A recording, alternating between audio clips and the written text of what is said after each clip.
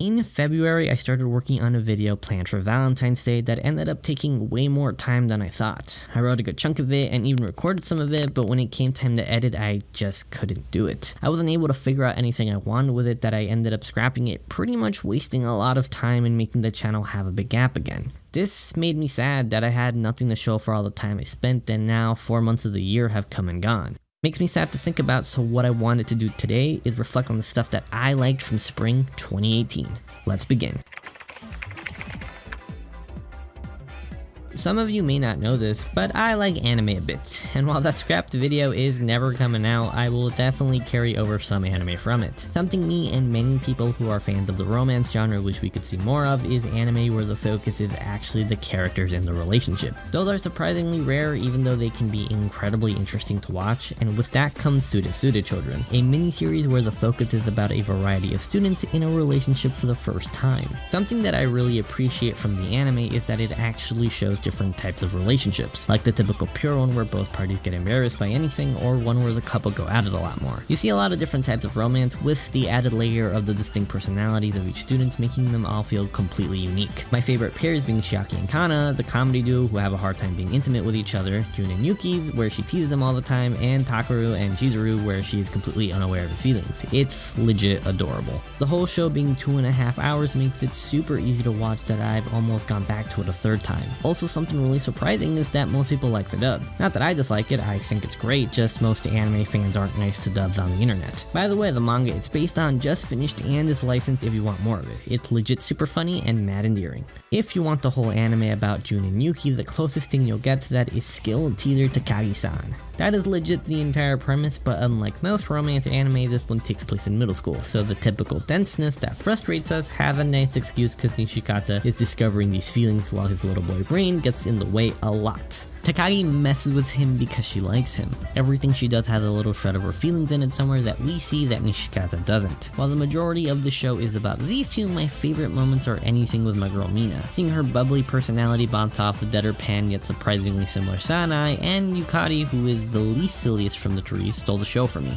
Takagi's premise is similar to that of Tonari no Seki-kun, just execution is pretty different, one being sillier while the other is more grounded. Makes sense when learning both are made by Shin-A Animation. You may not know this studio, but they've been around a surprisingly long time, being the ones who made Doraemon and Crayon Shinchan, which are still going today. Majority of the stuff they've made focused on those two, but in these recent years they've been branching out with shows like Denki Guy, Seki-kun, and now Takagi-san, which I hope it being really popular this season means they keep branching out because they have a lot of potential, and I'm excited to see that. Another show I watched was Black Clover.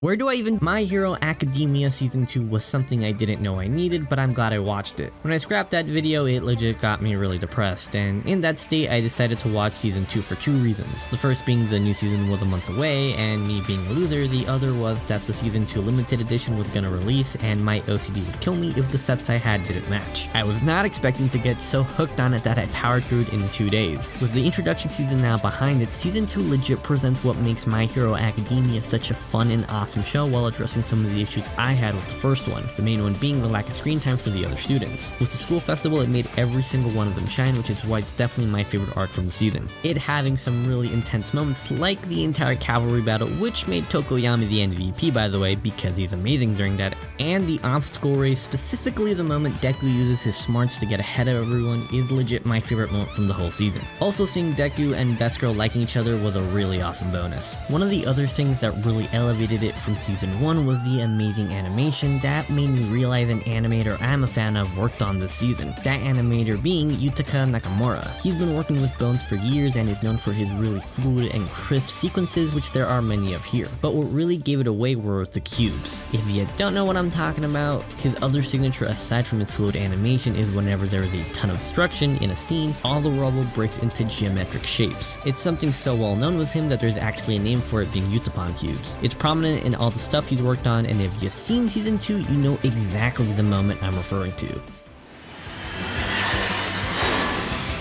Thank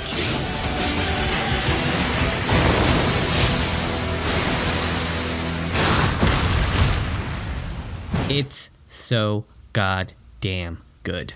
I've been a fan of his work for a long time, that while I didn't learn about him in these last 4 months, what I did learn about, and by accident, was the world of Sakuga. Sakuga refers to incredibly fluid and high quality moments of animation, specifically in anime that can be massive spectacles to subtleties in movement. If you know me in any way, you know I eat this kind of stuff up, which is why it's really surprising, especially after making the Pokemon Sun and Moon video, that I didn't know about this until recently. I discovered it with the Twitter at Random Sakuga, which just tweets out sequences in GIF form with the source and animator behind it. If you're someone really into animation of any kind, definitely follow it because you will always see something new on your feed. They also have a website full of this stuff, and if you want a nice breakdown on Nakamura-san's Sakuga, I recently found this really great page going through some of its best work.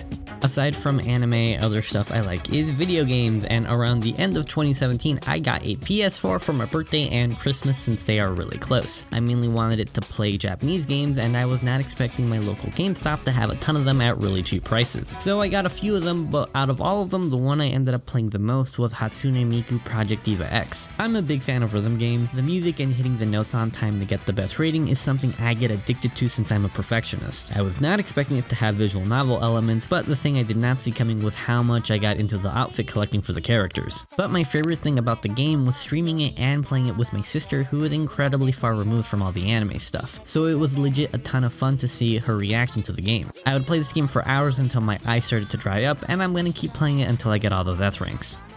I got Hatsune Miku in January, but there was a game releasing that month that I had been eyeing for a while. That game was Dragon Ball FighterZ. Filling the void that Marvel vs. Capcom Infinite left me, FighterZ was the first game in a long time I was genuinely excited for since its initial reveal. I was also so excited that it was the first Dragon Ball game I bought since Tenkaichi 3 and the first game I bought at full price in 5 years. I'm currently still playing because I never get tired of the online matches, and the last time I got hooked on a game this hard was when I got Overwatch last year. The game looks, feels, and sounds amazing. You can see the amount of effort Arc System Works put into it, which is why it's so addictive. I'm not the biggest Dragon Ball fan, especially when referring to Super, even though the English version of Yoka Yoka Dance is my jam. FighterZ is something I'm not going to put down anytime soon.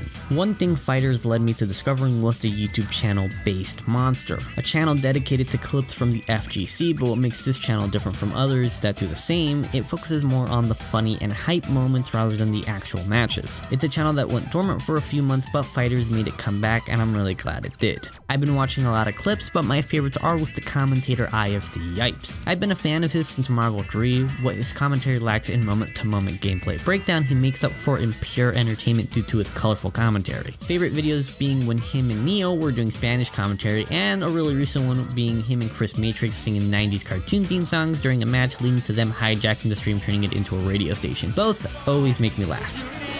Just call Bandale! Rescue Rangers! Bandale! Rescue Rangers! Oh! Yo, this is too much. It's too much. Yo, did we forget that there is a Dragon Ball FighterZ tournament going on? Yo, turn this up, Art! God damn! Blow my headphones off! If you just tuned in, NLBC 104. Road dogs in the house. Baby. Grooving. Thundercats, we're taking it back for you. Retro cartoons, baby. Relive your childhood. You know what? Happy. You could be anywhere else in the world, but you're here with us. Due to watching so many clips from recent tourneys, I started watching a lot more competitive Dragon Ball. Goichi vs Sonic Fox was amazing. Watching the highest level play in the world with commentary is so many levels of hype. If you want to see some of the best moments from it, there's a 9-minute supercut from the finals. There was a lot of yelling, and it's all amazing. And the 2H! This could be it, Steve. Final flash. Wait. Does he have enough to survive? He does! That's a lot. And the wake-up buttons from Sonic Fox, refusing to gets the 2H! Steve, and he has 3 bars. Hold me, Steve. He has 3 bars. Watch my tattoo on my chest. I'm sorry. Oh, God, I'm sorry. Hard he got to mix up. One mix up. Wake up, DP. You got to be careful. He still has Spanish. Oh, my God! 6M! Sonic Fox! Forcing it to... I see you! Stop it! I see you! Stop it!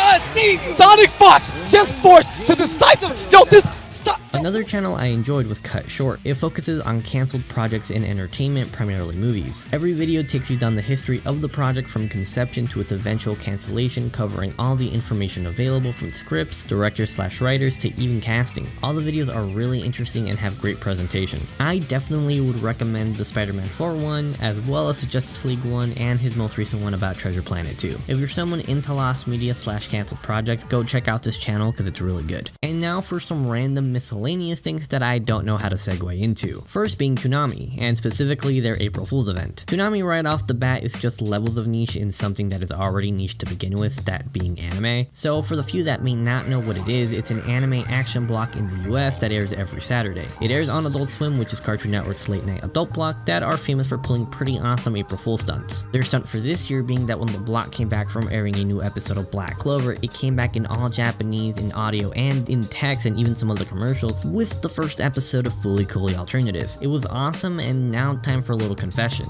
I'm not the biggest fan of the original Fooly Cooly. While yes, its presentation, art, and music is awesome, the whole thing about puberty, while I totally get it, just never hooked me. So I was kind of indifferent to the news of the new seasons, but after watching Alternative, I'm legit excited to see what these new seasons have to offer. It being by Production IG, it looks and moves amazingly, and it has one of the most stylish ending themes I've seen in a while. Before I end off on this note, I just want to say that I've also started watching Space Dandy because of the block, which is legit some of the best stuff Bones have done. And as of the time of me writing this, My Hero Academia just got announced for Toonami, and I'm incredibly excited to watch it again on my TV.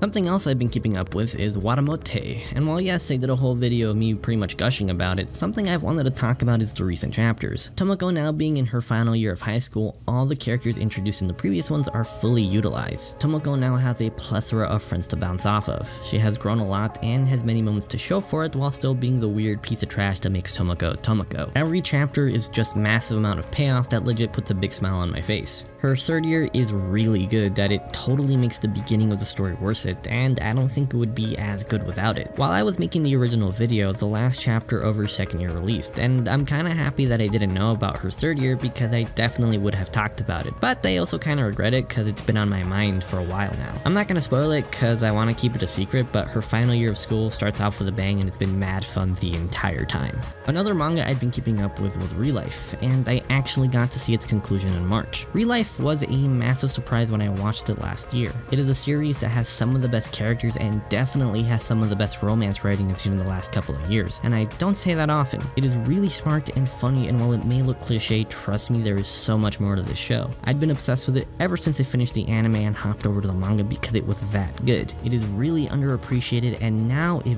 only someone would make a video that perfectly encapsulates why I love it so much. If only. And finally, I'm not someone super into music. It's not something I keep up with, so I don't typically talk about this kind of stuff in general. Trust me, if only you knew how hard it is picking music for videos is. But in these last months, I discovered the artist Tycho, and I know I'm incredibly late on him, but his tracks are incredibly ambient that can range from making me feel nostalgic, sad, or just make me get lost in thought. It's music that will make me feel many different ways, but overall, it's very peaceful. I've listened to his tracks a lot recently, so don't be surprised if you hear some Tycho in future videos, like you are right now. And that's it. That's all the stuff I liked from the last 4 months. And I also seriously just want to thank you guys. I know this is where I typically do that, but this is a little different. I want to thank all of you guys that stick with the channel even though the videos can be inconsistent with what I talk about, and especially with the upload schedule. There are a ton of other channels that are way better than mine and upload on a consistent basis, so when I see people still comment and sub months later to my stuff, it really means something. I also want to apologize for the lack of uploads. I don't really have an excuse, so I just want to say I'm sorry, and I hope I can make it up for you guys. If you're hearing this, I seriously appreciate you, and I hope to see you in the next video. Bye guys, thank you for watching.